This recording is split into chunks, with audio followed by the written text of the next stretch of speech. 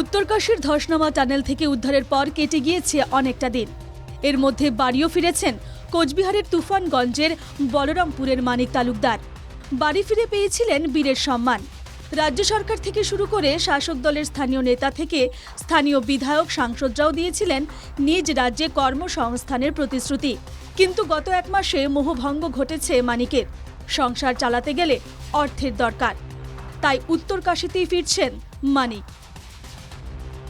কারণ এখানে তো বলছিল, রবিদাও বলছিল কাজ দেবে, পাথরাকেও রিকোয়েস্ট করাচ্ছিল, সবাই বলছে দেবে, কোনো একটা ব্যবস্থা করে দিয়ে কিছুই দিচ্ছে না। অন্যান্য স্টেটে যেরকম মনে করো যে 3 লক্ষ টাকা 2 লক্ষ টাকা দিয়েছে, কাজ ওদেরকে দিচ্ছে।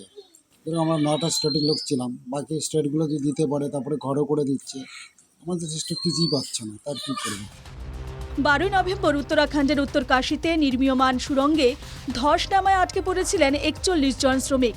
তাঁদের মধ্যে ছিলেন মানিকও। সেই 17 দিনের ভয়ঙ্কর অভিজ্ঞতা এখনও ভুলতে পারেননি তিনি।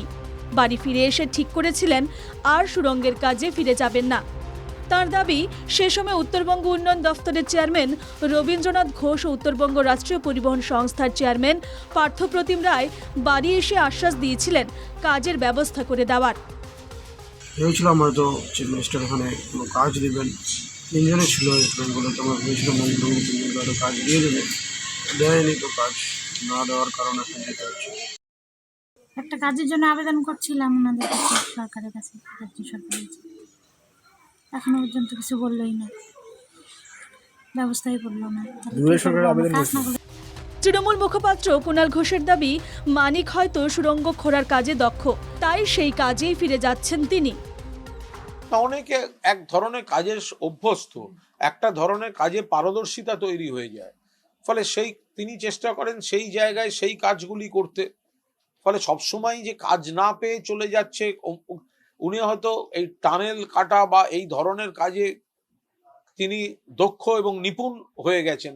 তার অভিজ্ঞতাতে সেই ধরনের কাজে ব্যবহার হতে পারে। সুড়ঙ্গের অন্ধকার থেকে মুক্তি মিললেও রেহাই মেলেনি বেকারত্ব থেকে। আতঙ্কের 17 দিনের স্মৃতি নিয়ে মানিক ফিরে যাচ্ছেন সুড়ঙ্গে। কোচবিহার থেকে অমিত সরকারের রিপোর্ট, NKTV বাংলা।